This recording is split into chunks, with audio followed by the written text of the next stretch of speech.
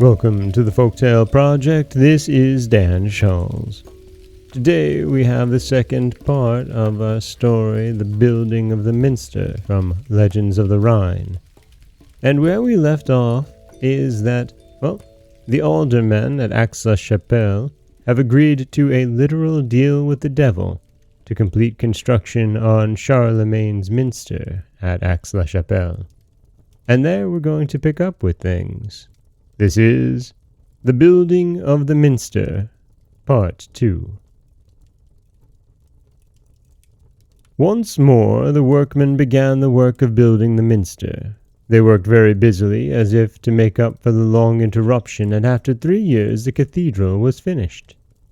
On the day when the new church was to be consecrated, a great festival was held in the town. The distinguished company, secular as well as clerical, who appeared at the inauguration ceremony, praised the magnificence of the minster, the great liberality of the citizens, and more than all, the wisdom of the town council. The aldermen listened to the general praise with pleasure, and accepted it as their due. They felt, however, bound to confess to each other that they did not feel easy when they thought of the inauguration day. None of them had spoken to anybody of Master Satan's condition. Only one of them, a henpecked fellow, as malicious people said, confessed the whole transaction to his wife. It is needless to say that from that moment the whole town knew about the affair. On the important day at the consecration of the minster, many venerable prelates, abbots, and monks, thousands of noble knights and lords who had come as guests, and the whole population of Aix-la-Chapelle looked forward to the fatal hour with beating hearts. It was a grand procession indeed that marched in on ceremonious solemnity through the streets. The gaily colored flags waved merrily in the air, and the trumpets and clarions sounded cheerily. The nobility and clergy were in their most gorgeous attire. On every side were the signs of joy and thanksgiving. But the hearts of the people were all oppressed, and many a sorrowful eye gazed at the morning sky as if expecting to see Satan flying down with his bat-like wings. When the aldermen in their bright robes joined the procession, the general anxiety rose to the highest pitch. Before the worthy councillors a bulky cage was carried by 4 stout footmen. What was hidden under the covering nobody knew, but everybody felt sure that it contained the victim. When the procession reached the minster it stopped, the cage being carried foremost. At a sign from the mayor, one of the footmen quickly stripped off the cover and exposed to view a howling, hideous wolf. 2 of the men pushed the church door wide open with their long halberds, and the 4th pushed the wolf skillfully through the open door. A terrible noise arose suddenly within. The devil had been waiting for his spoil, as a tiger that watches for its prey. When the wolf entered, the devil darted towards it, but seeing that it was only a beast, he burst into a wild howl of rage. He wrung the poor wolf's neck with the quickness of lightning and disappeared suddenly, leaving nothing behind him but a strong smell of sulphur. A few minutes later the bells rang, and the whole magnificent procession thronged into the church, duly to celebrate its consecration. While divine service was being held in the new minster, and hymns of praise and thanksgiving were offered at God's altar, the devil flew with horrible maledictions over the country. He swore an oath to punish with the utmost severity the population of Aix-la-Chapelle who had so cunningly outwitted him. In his flight he came to the seashore, where he stopped a little, in order to consider how he could best destroy the town.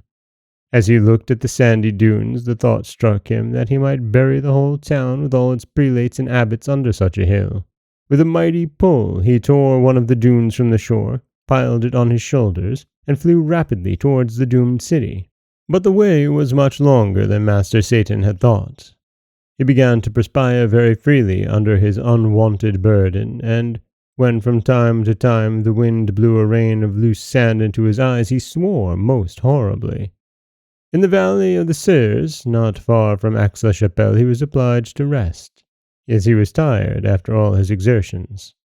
While he was thus sitting by the wayside, wiping his forehead and looking hot and weary, an old wrinkled woman came limping along, who looked with suspicion at the man and his strange burden. She wanted to pass by without saying a word, but the stranger stopped her and said, "How far is it from here to Aix-la-Chapelle?" The woman cast a sharp look at the speaker. As she had reached years of discretion, being now in her 72nd year, she was shrewd enough to recognize in the man before her the very devil in person. She was also quite sure that he must have some wicked plan in his head against the good town, Aix-la-Chapelle. Therefore, assuming a very sad expression, she answered in a complaining voice, "Kind sir, I'm so sorry for you, but the way to the town is still very long. Only look at my boots. They are quite worn from the long way, and yet I got them new from the shoemaker at Aix-la-Chapelle." Master Satan uttered something that sounded like a bitter curse. Then he shook off the sandy dune from his shoulders and flew away in a fury. The old woman was for a moment terror-stricken, but when she saw the fatal figure of the stranger disappearing, she was inexpressibly glad at having saved the town and outwitted the devil himself. If he had only looked a little more carefully, he could have seen the tower of the new Minster not a mile off. The sandy dune is still lying in the very same place where the devil dropped it. Its name is Losberg, or Rid Mountain, so called because the town Aix-la-Chapelle got rid of a great danger. The memory of the poor wolf is also still preserved. Its image is engraved on the middle of the Minster door, where you can also see the big cracks produced by the devil's hammering it in his impotent anger. And that is the end of the story of the building of the Minster. A tale from the Rhine which, much like the story of the arrow at Prüm, serves to cleanse the palate from all of the sadness that we felt last week with the last night of Altenaar and the minstrel of Nieuwenaar. This is Dan Scholz of the Folktale Project. Don't forget that you can subscribe to the podcast on Apple Podcasts, Stitcher, Google Play, Overcast, anywhere you like to get your podcasts. You can follow us on Twitter at Folktale Project. You can find us on Auto Radio, TuneIn Radio, iHeartRadio, Spotify, anywhere you like to listen. And you can always head over to folktaleproject.com, where you'll find a new story waiting for you every Monday, Wednesday, and Friday.